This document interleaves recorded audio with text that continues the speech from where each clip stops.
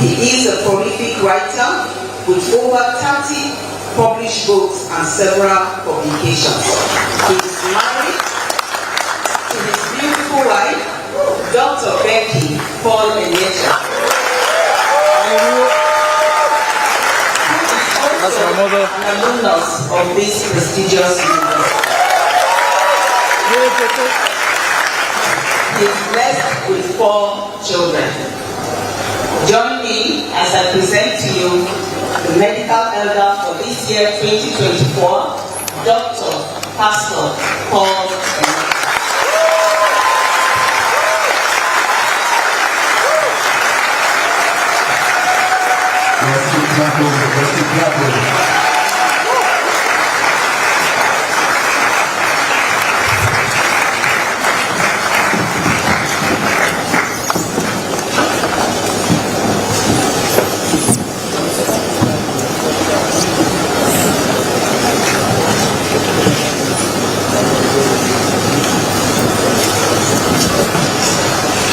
To take us further into this program, due to the early part, the representative of the registrar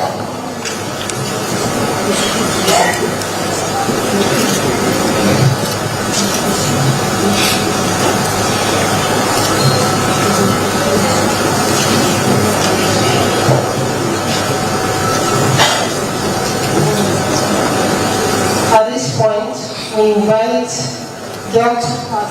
Paul Enecha for his speech and presentation of rules and ethics.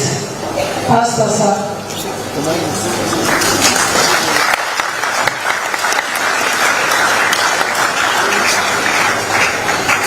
I'm sorry, it's up. This allows me to invite the representative of the registrar of the MDC, Dr. Enecha Abdul, for his speech. Please put your hands together for him.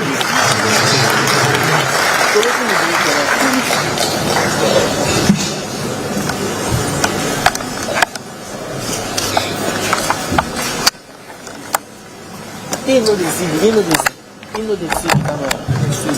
So what you have? You don't go like on the top.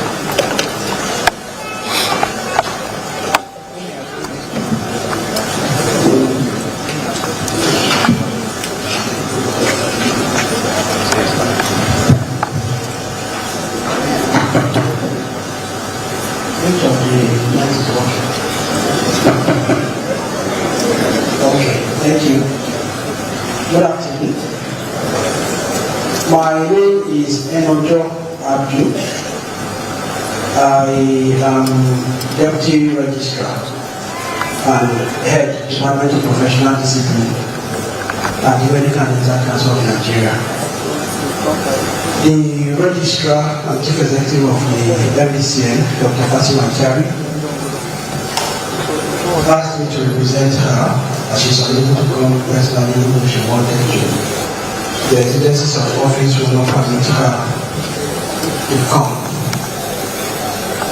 The Vice Chancellor, Professor Ishaya Tanko, will be represented by the Dean Faculty of Agriculture, Professor Omo. I audience to stand on the protocol by the MCs and previous speakers. But while doing that, I also give you an audience to recognize my teachers and my contemporaries who are here. The medical elder, sir, while you are the designated elder, in the profession we have elders. And one of the things I try to do, because you see, medicine is a very highly regimented profession. Once the person enters the register before yours, he is your senior until the end of time. So what we do is, while I stand here, I try to quickly look in the crowd and on the high table and see if I can identify the registered practitioner who is the most senior present. And I asked the person to stand because you see the code requires that at every occasion, be it social or professional, you must acknowledge and recognize and respect the seniors in the profession. And unfortunately for me, I put on my glasses and I saw Professor Kiki.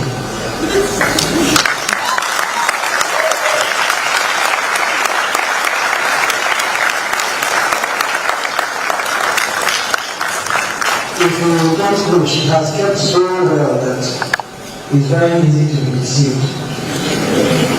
Emma was 1979.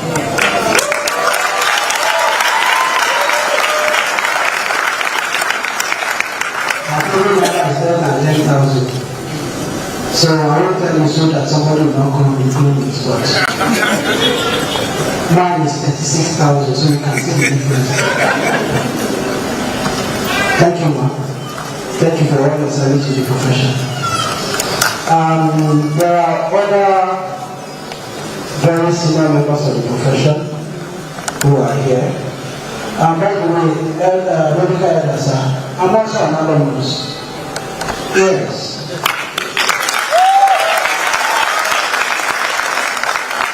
So there are persons here who and they are still here. Professor Chris Chiche,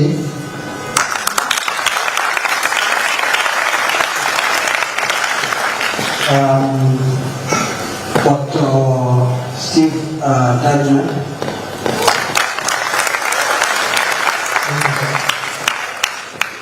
and persons that we were usually excited to be told about him. Then we met him, then we worked with him, and we are still working with him. Professor Michael Misamo.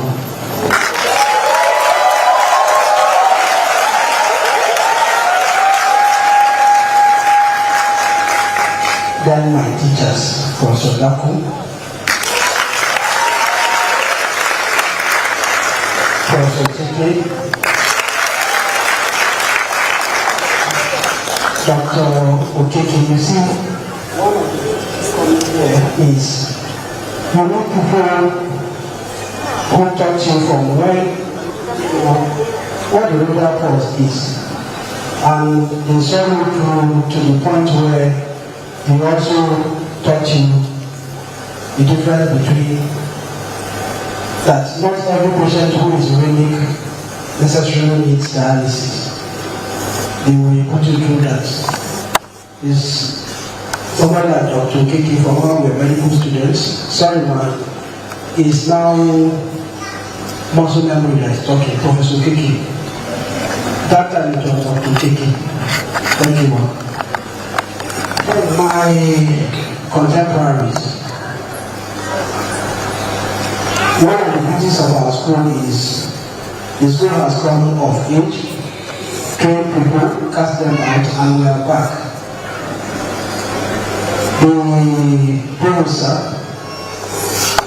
the CMD, he was my junior. Yes. The CMD of Baptist Specialist Hospital, he was way our junior. But we were very close and very quick. Professor Silas and my teacher, before we were going to the council, Professor Ibutok. Thank you, sir.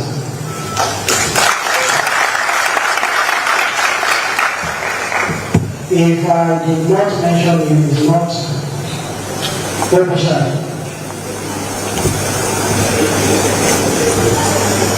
These are people we were together from when we were students.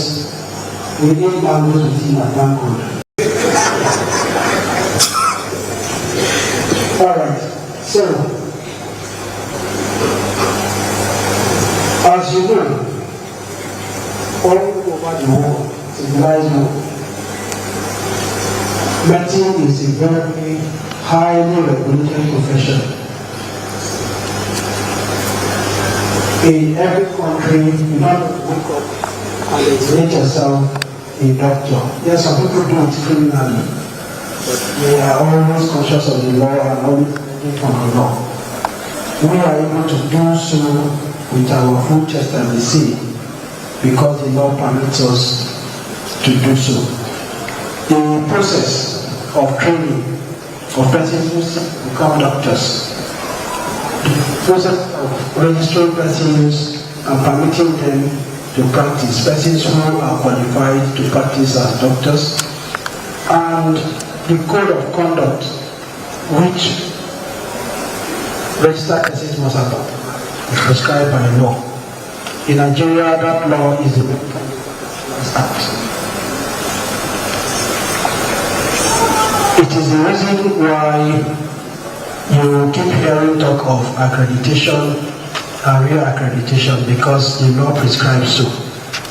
You don't just designate a university as a medical school and it starts running. No, it has to have, the institution itself has to be accredited by the council, the course must be accredited, and the qualification must be approved for it to be valid under the law. But not just qualifying, you have to, it's actually that registration to a doctor. If you look at your qualification, you must have doctor in it. I emphasize this because there is an interesting trend now of the other care professions who scratch their head, spend up to 8 years just to elongate their program and confer on themselves a degree they call doctor in a bid to one is the fact of registration by the Medical and Dental Council as a medical practitioner. Now, as I pointed out, there are constant very legs.